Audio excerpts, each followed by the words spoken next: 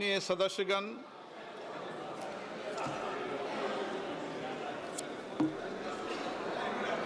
माननीय सदस्य अभय सिन्हा जी, आज तो फोटो खींच लिया है, आइंदा फोटो खींचा तो मुझे कार्रवाई करनी पड़ेगी। सदन में गरिमा बनाए रखो। माननीय सदस्यगण, मुझे आपको ये सूचित करते हुए अत्यंत प्रसन्नता हो रही है कि हमारे सदन के विशिष्ट बॉक्स में जॉर्जिया की संसद के चेयरमैन का उच्च स्तरीय संसदीय शिष्टमंडल उपस्थित है। मैं अपनी ओर से तथा सदन के सभी मान्य सदस्य की ओर से उनका हार्दिक अभिनंदन करता हूं, स्वागत करता हूं। माननीय श्री शाल पापुआ शिल्ली और उनके संसदीय शिष्टमंडल की भारत यात्रा दोनों देशों के संबंधों की गहराई का प्रतीक है। उनकी इस यात्रा से दोनों देशों के द्विपक्षीय सहयोग और संबंध और मजबूत होंगे। हम भारत में उनके सुखद, सफल एवं मंगलमय प्रवास की कामना करते हैं। उनके माध्यम से हम जॉर्जिया की संसद तथा वहां की मित्रवत जनता को बधाई और शुभकामनाएं देते हैं। प्रश्नकाल। प्रश्न संख्या 21 श्री वीके श्रीकंदन। मंत्री जी को, माननीय मंत्री जी, एक विवरण सभा पटल पर रख दिया गया। Question number 22 doctor D Ravi Kumar. Doctor D Ravi Kumar, माननीय गृह राज्य मंत्री जी, उत्तर सभा पटल पर रख दिया।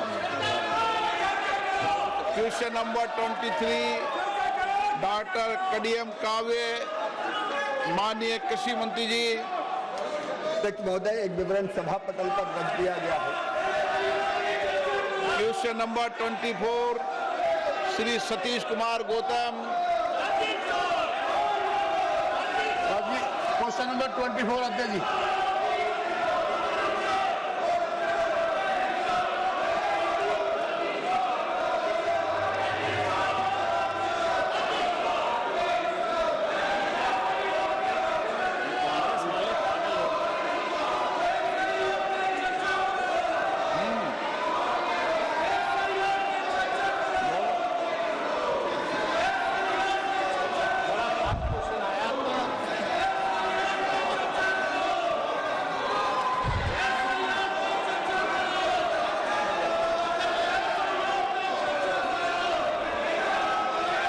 सदन के पटल पे रखा है।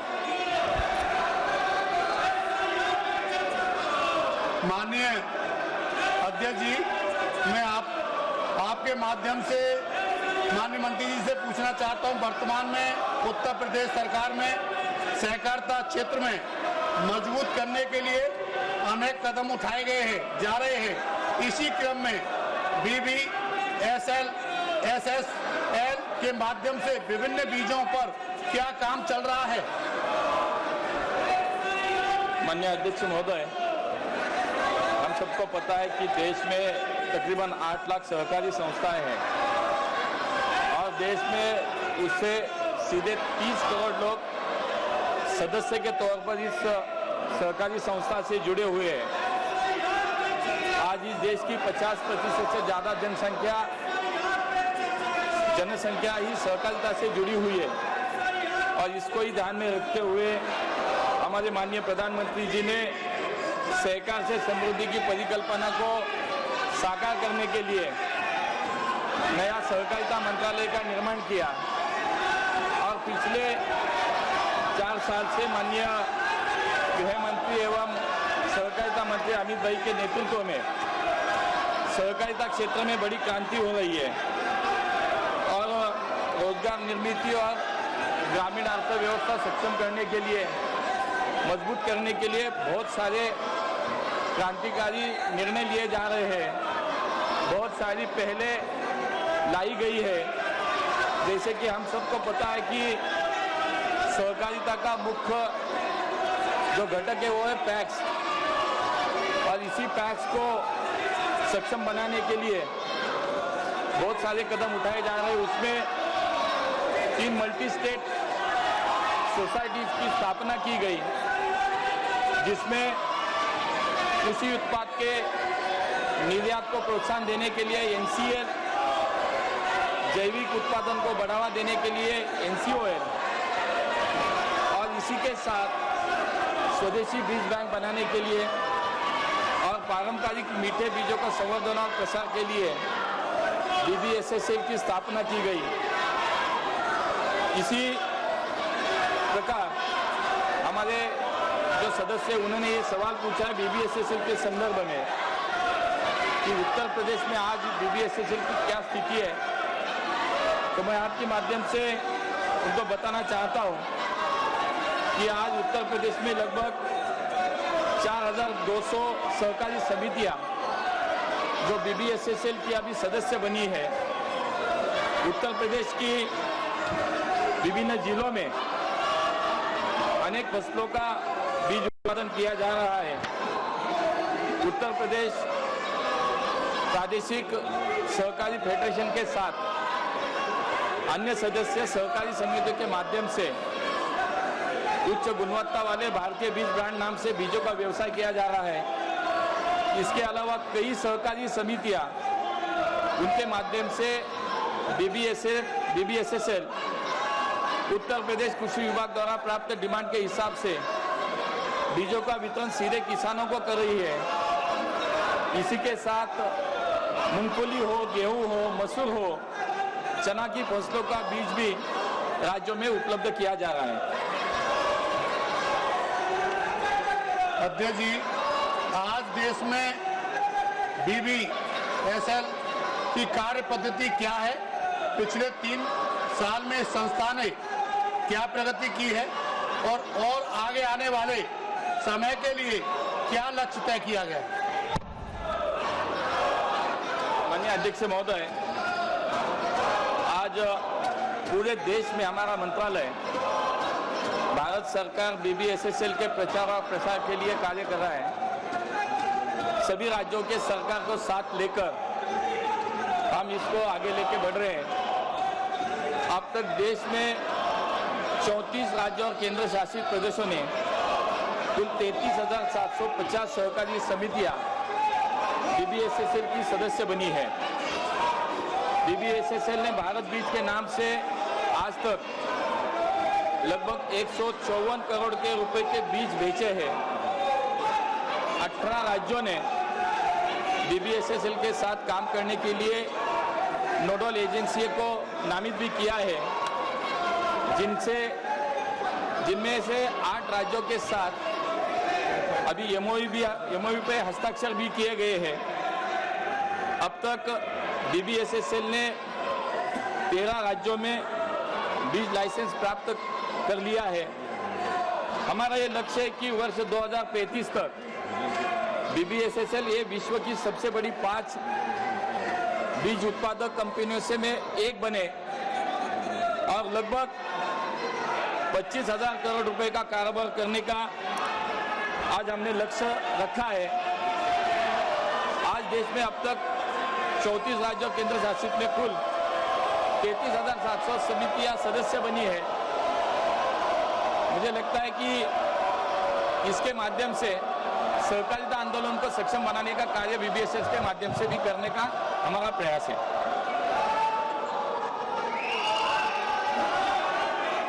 सौमित्र खान।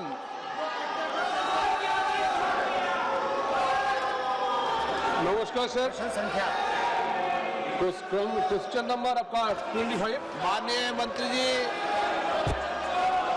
माननीय मंत्री जी, उत्तर सभा पटल पर रखा गया है महोदय। माननीय सदस्य। Thank you sir. আজকে আমিও ধন্য যে বাঁকুড়া ডিস্ট্রিক্ট মৎস্য উৎপাদন কেন্দ্রে ওই রামসাগরে যেটা আছে সেটার একজন আমিও ওই পরিবারের অংশ এবং ওখানে থাকি। তো আমার কোশ্চেন হলো, পশ্চিমবাংলায় এই 5 বছরে 545 কোটি টাকা আপনার স্যাংশন হয়েছে, কিন্তু তার মধ্যে এই তৃণমূল সরকার খরচ করছে মাত্র 51 কোটি টাকা, যে টাকা খরচ হয়নি সেই টাকা কি ডাইরেক্ট আপনার মৎস্য দপ্তরের ডিপার্টমেন্ট এবং মৎস্য দপ্তরের যে সংগঠনগুলো আছে, যে সমবায়গুলো আছে, সেগুলো কি সোজাসুজিভাবে সেন্ট্রাল গভর্নমেন্ট থেকে ওদেরকে ডাইরেক্ট পেমেন্ট করা যাবে? এবং এই যে রাজ্য সরকার খরচ করতে পারছে না, কারণ রাজ্য সরকার এখানে প্রতিদিন নাটক করে, রাজ্য সরকার এখানে খরচ করতে পারছে না, তার জন্য এই সমবায় গোষ্ঠীগুলোকে ডাইরেক্ট পেমেন্ট দেওয়া কোনো অপশন আছে কিনা, সেটা আমি মন্ত্রী মহোদয়ের কাছে আমার জিজ্ঞাসা করব।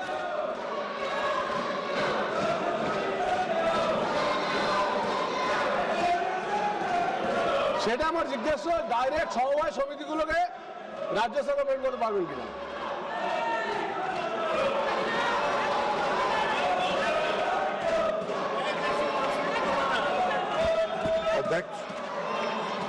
अध्यक्ष महोदय, माननीय सदस्य का जो प्रश्न है वो बहुत ही माकूल है, इसलिए कि हमारे देश के प्रधानमंत्री आदरणीय नरेंद्र मोदी की यह धारणा है कि हमको अगर विकसित भारत बनाना है तो सभी राज्यों का और सभी क्षेत्र में समान रूप से विकास हो, और जब तक सभी राज्य विकसित नहीं होंगे, हर क्षेत्र विकसित नहीं होगा, तब तक हम विकसित भारत की कल्पना नहीं कर सकते।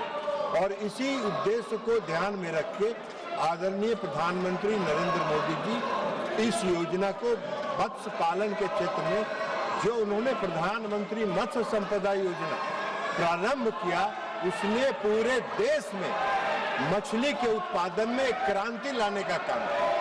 लेकिन दुख की बात यह है कि पश्चिम बंगाल की सरकार ने इसमें कोई सहयोग नहीं किया। अध्यक्ष महोदय, मुझे आपको बताना है कि 2 वर्षों तक 2020-21 और 2021-22 इन 2 वर्षों में राज्य सरकार ने प्रधानमंत्री मत्स्य संपदा योजना को स्वीकार नहीं किया। 22-23 से उन्होंने स्वीकार किया। केंद्र सरकार ने पश्चिम बंगाल में जो प्रधानमंत्री मत्स्य संपदा योजना में खर्च का लक्ष्य रखा था 910 करोड़ रुपए, और उसके एवज में जब 22-23 से शुरू किया भाग लेना पश्चिम बंगाल सरकार ने, तो मात्र 221 करोड़ रुपए का ही प्रस्ताव वहां से प्राप्त हुआ, जिसमें आज तक जो राशि आवंटित की गई है केंद्रीय शेयर की 221 करोड़ रुपए, उसमें मात्र 114 करोड़ रुपया अब तक जारी किया है 221 करोड़ में, और मात्र 58.51 करोड़ पश्चिम बंगाल की सरकार ने खर्च किया है। 22-23 से आज तक जो पश्चिम बंगाल की सरकार का खर्च का जो रेशियो है वो मात्र 51%। अब अगर राज्य सरकार सहयोग नहीं करेगी तो फिर केंद्र सरकार कहीं पर नहीं। मैंने स्वयं पश्चिम बंगाल में जाके इसकी समीक्षा किया 2 अगस्त को इसी वर्ष, और बहुत ही कनीय रैंक के अधिकारी आए जिनको कुछ पता नहीं था। जब मैंने पता किया तो मालूम हुआ कि उच्च स्तर पर निर्णय हुआ कि भारत सरकार की किसी बैठक में सबसे निम्न स्तर का अधिकारी जाएगा। यह है राज्य सरकार का सोच। तो इस देश को विकसित करने का प्रधानमंत्री मोदी जी का जो लक्ष्य है, उसमें राज्य सरकार जहां सहयोग नहीं कर रही है वहां कठिनाई हो रही है। हमारी जो योजना है वो हम राज्य सरकार के माध्यम से खर्च करते हैं, सीधे तौर पर सहयोग समिति को हम नहीं देते हैं। उनके लिए FIDF है, इंफ्रास्ट्रक्चर डेवलपमेंट फंड है, वो उसका उपयोग करके आगे बढ़ते हैं। माननीय सदस्यगण, मैं पुनः आपसे आग्रह कर रहा हूं कि प्रश्नकाल महत्वपूर्ण है, आप सदन में भागीदारी निभाएं। माननीय सदस्यगण, मैं जिस तरीके का आचरण आपका देख रहा हूं संसद के अंदर, और कई माननीय सदस्य संसद के बाहर जिस भाषा का प्रयोग संसद के लिए कर रहे हैं, वह न संसद के लिए न देश के लिए है। अगर उनके राजनीतिक दलों की यही परंपरा है तो देश देख रहा है। संसद के अंदर विरोध, असहमति लोकतंत्र में होती है, लेकिन मर्यादा बनाए, शालीनता बनाए और हमारे प्रयास से संसद की मर्यादा, गरिमा ऊंची हो। मैं हमेशा हर मुद्दे पर, हर विषय पर आपको पर्याप्त समय, पर्याप्त अवसर देता हूं, लेकिन मेरा आपसे आग्रह है, दुनिया का सबसे बड़ा लोकतंत्र जो दुनिया के अंदर मार्गदर्शन देता है, हमारी संसद की मर्यादा, परंपरा भी उच्च कोटि की होनी चाहिए और विशेष रूप से आपका व्यवहार और आचरण संसद की मर्यादाओं के अनुरूप हो, ये मेरा आपसे आग्रह है। सदन की कार्रवाई आज 12 बजे तक के लिए स्थगित की जाती है।